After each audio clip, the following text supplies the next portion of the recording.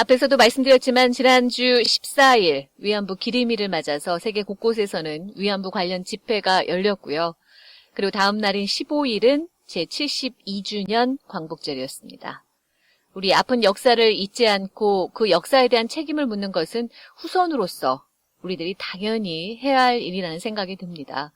특히 미주 지역에서는 지난 2007년 위안부 결의안이 하원에서 통과된 이후에 전국 곳곳에서 위안부 기림비와 소녀상이 세워지고 있어서 정말 반갑지 않을 수 없는데요. 그래서 오늘은 광복절을 보내면서 미주 지역에서 위안부 관련 활동을 하고 있는 분을 모셨습니다. 바로 김현정 가주 한미포럼 사무국장입니다. 연결해보죠. 안녕하세요. 안녕하세요. 반갑습니다. 사무국장님 8월이 가장 바쁘시겠어요. 네, 8월에 아주 일이 많습니다. 그렇죠. 지난주 위안부 네네. 기림일이 있었고 또 광복절도 있어서 특별한 행사가 있었나요? 네, 저희가 LA에서는요, 기림일을 맞아서 11일 날 이제 글렌데일 도서관과 공동으로 어팔러지라는 그 할머니들 세 분에 관한 영화를 상영을 했어요. 네. 그래서 많은 그 로컬 분들이, 미국 분들이 또 많이 오셔서 보시고, 그 다음에 14일 날 기림일 당일 날은 샌프란시스코에서 지금 기림비를 세우는 일을 하는 위안부 정의연대에서 일본 영사관 앞에서 시위를 했어요. 그래서 샌프란시스코에서 이제 그 시위를 같이 준비하고 참여하고 그랬습니다. 그러셨군요. 굉장히 바쁘셨어요. 네. 근데 먼저 축하할 일이 있으시던데요. 연방 하원에서 올해 여성상을 수상하셨어요. 축하드립니다. 너무 과분한 상을 받아서 감사합니다. 이 상이 어떤 의미가 있나요? 이제 그 연방 하원 의원 중에 글렌데일, 버뱅크, 이렇게 파사디나 이런 지역을 지역구로 갖고 계시는 아담 시프 의원이 계세요. 예. 그 아담 시프 의원이 이제 자기 지역구에서 여성으로서 지역 사회를 위한 일을 많이 했다라고 생각하시는 지도자들을 이렇게 뽑아서 올해 여성상을 주시는데 제가 영광스럽게도 뽑혀서 상을 받게 됐습니다. 참, 다시 한번 축하드리고요. 이 위안부 관련 일은 언제부터 시작하셨는지 많이 궁금해요. 제가 이 위안부 일을 시작을 한 거는 2007년도에 마이크 혼다 의원이 연방 하원에 120일 결의안을 발의를 하셨을 때 그 통과를 위한 캠페인에 조인을 하면서 이제 위안부 관련된 일을 하게 됐어요. 그러셨구나. 그때 이제 뉴욕, 뉴저지의 시민참여센터에서 사실 그 캠페인을 먼저 시작을 하셨고, 네. 다른 지역을 이제 전국 캠페인으로 만들기 위해서 연락을 주셨어요. 캘리포니아에도. 그래서 캘리포니아에서 이제 몇 명이 태스크포스를 만들고 저도 그 중에 한 명이었던 거죠. 그래서 2007년 이후로 이제 할머니 계속 모시고 오는 거, 기념행사 하는 거, 그러면서 또 글렌데일에 소녀상도 세우게 되고 이후로 계속 일을 하고 있습니다. 예, 벌써 10년 되셨어요. 그러네요. 세월이 진짜 빨라요. 뭐 지금 앞에서도 잠깐 어떤 일들을 해오셨는지 짧게 얘기해 주셨는데 이 가주 한미 포럼 중심으로 활동하고 계시는 일들 좀 구체적으로 좀 더 소개해 주실 수 있으세요? 네, 저희가 이제 120일 결의안을 통과시킬 때 정말 전국적으로 어마어마한 우리 동포들의 호응이 있으셔가지고 네. 연방 하원에서 168명의 공동 지지 후원을 이 법안을 받았어요. 그러니까 일본 정부의 공식적인 사과를 권고하고 요청하는 결의안에 이 연방 하원들이 전국에서 168명이 지지 서명을 해주었다는 거거든요. 네. 그래서 그 이후로 이게 일본의 어떤 전향적인 자세에 변화를 가져오지 않을까라고 내심 기대를 했었는데 전혀 그런 반성의 기미도 보이지 않고 계속 외면을 하기 때문에 이대로는 안 되겠다 해서 이제 또 시민참여센터에서 팰리세이드 파크에 먼저 1호 기림비를 세우셨잖아요. 그랬죠. 그래서 우리가 LA에서도 또 캘리포니아에서도 이 이슈를 계속 살려나가기 위해서는 우리도 기림비를 세우자 해서 가주한미 포럼이라는 단체를 만들어가지고 이제 할머니도 모시고 오면서 대중 강연도 하고 또 정치인들하고 만남의 자리도 마련하고 또 다양한 이제 교육 활동도 하면서 글렌데일의 소녀상을 2013년에 세웠고요. 그랬는데 2014년도에 일본계가 이제 일본 정부를 뒤에 등에 업고 소송을 겁니다. 당연히 말도 안 되는 소송이고 그렇죠. 또 우리가 미국 시민으로서 가지고 있는 그런 우리의 표현의 자유 그리고 미국의 지방 정부가 항상 이런 인권 문제에 대해서는 또 목소리를 내는 그런 전통이 있지 않습니까? 그래서 예.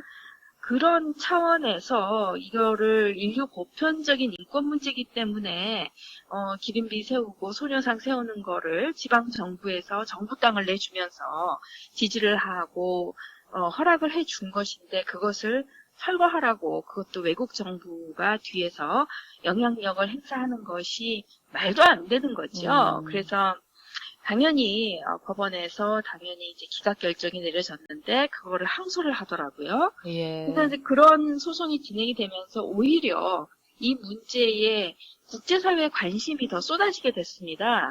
그래서 항소법원에 가서 또 기각을 당했고, 예. 그다음에 대법원까지 연방 대법원까지 세상에. 케이스가 올라갔고 일본 정부가 그러한 원고 측의 주장을 뒷받침하는 의견서를 연방 대법원에 제출을 했어요. 예. 그래서 그럼에도 불구하고 연방 대법원에서 이 케이스는 들을 필요가 없다. 그래서 리뷰를 하지 않기로 결정을 하면서 1심 법원에서 내렸던 판결이 최종심이 된 거죠. 그래서 당연히 글렌데일 소녀상은 이제 그 자리에 아주 굳건하게 잘 있고요. 네. 그러면서 저희가 샌프란시스코에도 공공부지 아주 좋은 샌프란시스코 진짜 시내 중심가에 있는 공원에 이번에 이제 기린비도 제막을 하게 되고 하나하나 또 캘리포니아 교과서의 커리큘럼에도 또 이 위안부 문제에 대한 내용이 포함시키게끔 캠페인을 해서 성공을 했고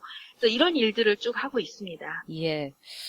참, 일본의 구구 기업들이죠. 그러니까. 워낙 그 자본들이 미국으로 들어오면서 사실 마이클 혼다 의원 선거에도 많이 영향을 미쳐서 낙선도 하게 됐고. 그래도 하여간 이 글렌데일 소녀상 문제는 끝까지 잘 싸우셔가지고 정말 좋은 결과가 나와서 너무 다행입니다. 앞에서 잠깐 말씀하셨는데 이제 9월엔 샌프란시스코 위안부 기린비가 세워진다고요. 네, 그래서 저희가 아직 날짜가 확정은 안 됐어요. 왜냐하면 워낙 또 샌프란시스코 시가 이렇게 절차가 좀 복잡하고 까다롭고 하다 보니, 아직 발표를 할 수 있는 단계가 아닌데, 9월 아니면 저희는 10월 정도에 개막식이 가능하다라고 지금 보고 있고요. 거의 다, 되어 가고 있습니다. 정말 많은 일본인들이 버스로 사람들을 막 실어 날라가지고 수백 명이 공청회에 참석을 해서 반대 의견을 강하게 주장을 하면서 특히 이제 자기들이 가지고 있는 모든 커넥션을 이용해가지고 그 지역 사회에 영향을 미쳐서 많은 지역 사회 지도자들이 오히려 침묵을 하게 만드는 그런 로비를 펼쳤었거든요. 그래서 저희가 안 되겠다 해가지고 이제 이용사 할머니를 모셔와서 할머니가 이제 청문회에 직접 참석을 하셔가지고 증언을 하시고 정말 장례를 다 숙연하게 만들고 그런 데다가 대고 극우주의자들이 와가지고 할머니를 모욕하는 그런 망발을 막 하니까 오히려 이게 시의원들이 그런 상황에 오히려 분노를 하시더라고요. 그러면서 만장일치로 그 결의안이 통과가 됐었거든요. 이제 드디어 결실을 맺을 것 같습니다. 그러네요. 생각보다 이 미국에 있는 일본인들이 굉장히 적극적으로 이 반대 활동을 펼치곤 해요. 버스로 이동을 할 정도라면. 그게 이 일본계들이 자발적으로 하는 게 아니고요. 예. 일본 정부가 뒤에 있기 때문에 가능한 거죠. 그래서 사실 일본계들, 미국인들은 오히려 이 문제를 국가가 침해하는 인권 문제로 보고 이거는 국가가 책임을 져야 한다는데 더 공감하는 분들이 많아요. 네, 그래서 일본 정부가 입장이 이제 아베 정권에서 역사를 자꾸 부인하고 왜곡하는 그런 입장을 내세우면서 또 영향을 받는 분들이 있는 거죠. 어느 커뮤니티에나 있을 수밖에 없는데, 네. 이제 그거 플러스 이제 돈을 가지고 또 영향력을 행사하는 거. 예, 다 일본 정부의 문제입니다, 사실은. 그 최근에는 애틀란타에도 소녀상이 세워졌잖아요. 뭐 거기는 괜찮았나요? 네. 뭐 문제는 없었나요? 거기도 반대 로비가 엄청 났었습니다, 사실. 그래서 처음에는 이제 아틀란타 아주 시내 중심가에 새로 생긴 민권과 인권센터에서 소녀상을 세우겠다라고 했다가 그 일본 측에서 뭐 총영사관이 나서고 또 상공회의소에 또 압력을 행사해가지고 어마어마한 프레셔를 줬나 봐요. 네. 그래서 그 박물관 측에서 발뺌을 했죠.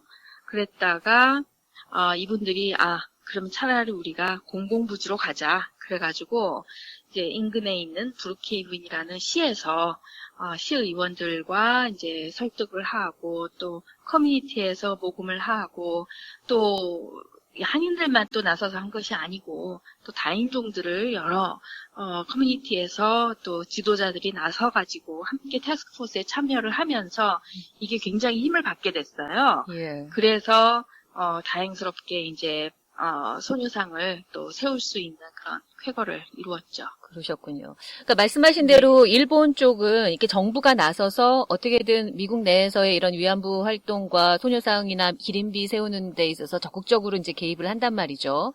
근데 네. 어떻습니까? 이제 한국, 김현정 사무장님도 그렇고, 이게 한국은 이렇게 민간 차원에서 주로 이루어지는 거죠? 어떤 한국과의 커넥션이 있으세요? 사실 굉장히 역사적인 관점에서 봤을 때 민족 감정이 있을 수밖에 없는 문제잖아요. 그렇죠.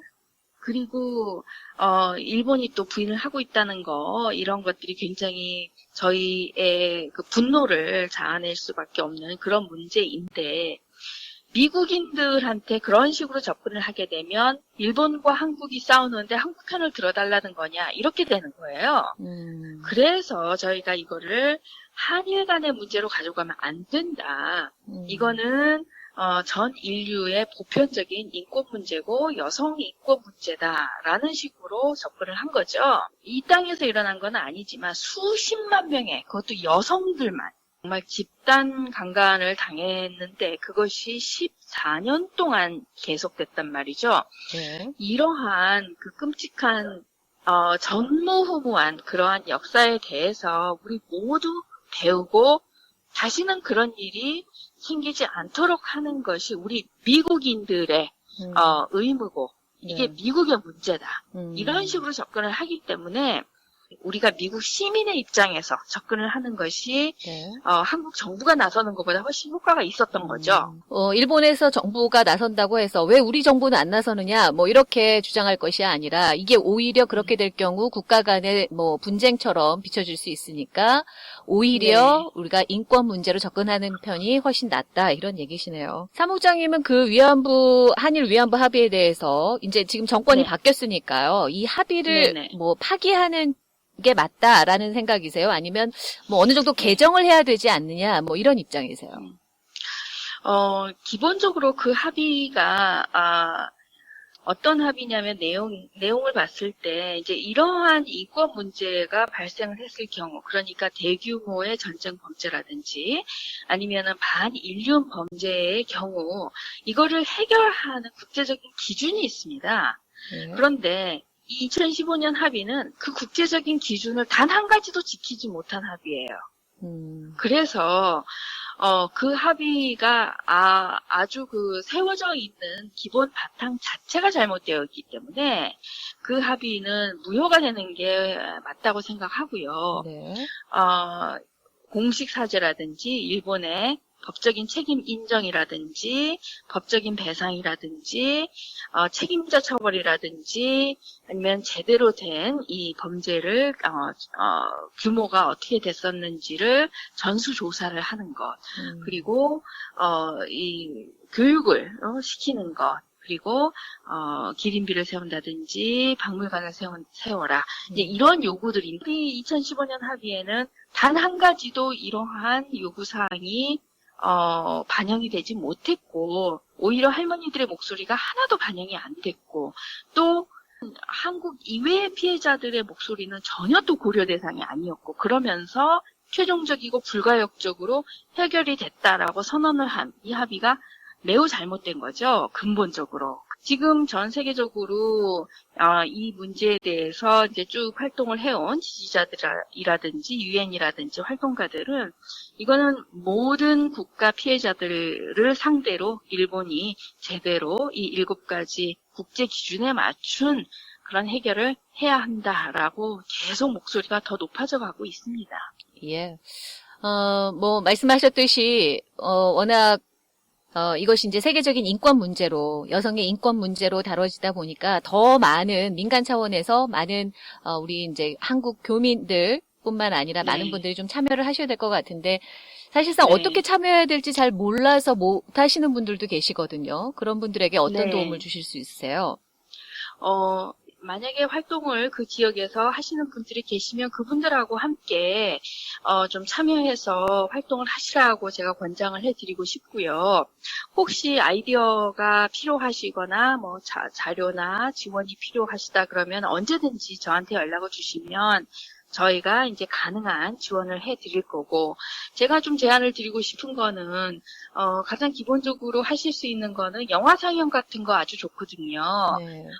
뭐 귀향도 좋은 영화지만은 최근에 한국 할머니, 중국 할머니, 필리핀 할머니의 스토리를 다룬 파울로즈라는 영화가 또 나왔어요. 예. 그 영화가 아주 잘 만들어졌어요. 카나다에 있는 중국계 여성이 만든 영화인데, 그런 영화 상영을 한번 주선해 보시는 것도 아주 좋다고 생각되고, 저희 캘리포니아처럼 이렇게 교과서에 이 문제를 포함시키는 그런 캠페인도 아주 좋고요. 그래서 어디서부터 시작할지 막막하다, 아니면 뭐 도움이 필요하다 그러시면 언제든지 저희에게 연락 주시면은 저희가 함께 상의를 하고 어떻게 도움을 드릴지 좀 고민을 해보겠습니다. 알겠습니다.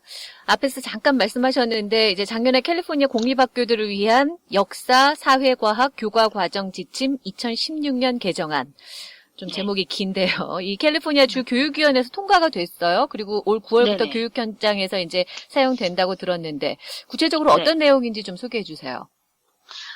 이 위안부 역사가 이제 2차 세계대전에 관련해가지고, 사실 10학년 학생들이 세계사에서 배우는데 굉장히 유럽 중심으로 배우게 됩니다. 그래서 아시아 지역에서 이제 어떤 그 역사가 있었는지, 그 중에서도 여성들을 상대로 국가 주도의, 그러니까 institutionalized sexual slavery였다라는 내용이 들어갑니다. 그래서 수십만 명의 여성들이 그 대상으로서 피해를 당했다라는 아주 핵심적인 그런 내용이 거기에 포함이 되거든요. 그래서 2차 세계대전에 대해서 고등학생들이 배울 때 그 내용에 대해서 함께 이제 언급을 하게 되는 거죠. 그러면 이제 캘리포니아 공립학교 안에서는 그런 위안부 관련한 역사들을 제대로 학교에서 다 이제 가르친다는 얘기네요. 그거는 또 다른 이야기예요. 왜냐하면 커리큘럼에 들어갔다고 해서 자동적으로 선생님들이 거기에 대해서 시간을 할애할 것이냐, 그거는 또 선생님들의 재량에 달려 있거든요. 그래서 저희가 레슨 플랜을 만들고 있어요. 선생님들이 쉽게 쓰실 수 있도록. 예, 그래서 그걸 또 이제, 그리고 선생님들도 조차도 이 문제에 대해서 잘 모르시기 때문에 선생님들을 먼저 교육을 시켜야 합니다. 그래서 그런 이제 활동까지 함께 가야 하는 거죠. 그러니까 그런 법률이 통과됐다고 끝이 아니라, 맞습니다. 그거를 갖다가 이제 학교 현장에서 직접 사용하실 분들은 선생님이니까 선생님들을 교육하는 것도 굉장히 중요한 일 중에 하나겠네요. 맞습니다. 네. 아이고, 참 많은 일들을 여러 군데에서, 그 성과도 대단하시고요. 그런 일들을 해오셔서 좀 많은 분들이 더 관심을 갖고, 이 일이 정말 미국 안에서만 좀 국한되는 게 아니라 전 세계로 좀 많이 좀 퍼져나가서 많은 사람들에게 좀 적극적으로 알릴 수 있는, 여성 인권에 대해서 알릴 수 있는 그런 기회가 됐으면 좋겠습니다. 위안부 알리기 운동하면서 힘든 점도 많으셨겠지만 그래도 가장 보람될 때는 언제세요? 바로 이제 우리 할머니들이 정말 이렇게 기림비가 세워질 때마다, 그리고 또 그 한국뿐 아니라 외국에서 이것을 그 세계 여성 인권 문제로 인정을 해줄 때 또 할머니들이 굉장히 기뻐하시고, 또한 할머니들이 피해자이시지만 그분들이 용기 있는 증언을 하지 않았으면 이 문제가 이렇게까지 많이 알려질 수 없었던 거거든요. 근데 네. 그러한 할머니들이 단순히 피해자로서 울고, 움츠러들고, 그런 상태에서 끝나시는 게 아니고, 이거를 용기를 갖고 극복을 하시면서 오히려 세계 여성 인권을 위해서, 그리고 우리 자녀들을 위해서, 다음 세대를 위해서 이러한 일이 다시는 반복되지 않도록 명실공히 여성 인권 운동가로 거듭나시는 게 정말 보람되고 정말 감동이고, 그런 할머니들 때문에 제가 이 운동을 떠나지 못하고 계속하고 있는 것 같습니다. 예, 맞습니다. 그 노고를 이끄시고 참 미국까지, 이 먼 땅까지 열심히 오셔서 그 진상을 알리기 위해서 애쓰시는 모습 보면은 우리 네. 좀 젊은 사람들이 많이 좀 반성해야 되지 않나 이런 생각이 가끔 들기도 합니다. 네. 뭐 일본의 진정한 사과와 배상을 받아내기까지 아직 갈 길이 좀 멀어 보이긴 하지만, 그래도 우리가 끊임없이 좀 목소리를 내고 전 세계 진상을 네. 알리는 일을 멈추지 않는다면 지금 네. 우리가 하는 일이 밑거름이 돼서 언젠가는 꼭 그런 날이 오리라고 믿습니다. 김현정 네, 사무국장님도 맞습니다. 끝까지 포기하지 않고 싸워주시길 바랍니다. 네, 알겠습니다. 예, 오늘 말씀 여기까지 듣겠습니다. 감사합니다. 감사합니다. 지금까지 가조 한미포럼의 김현정 사무국장이었습니다.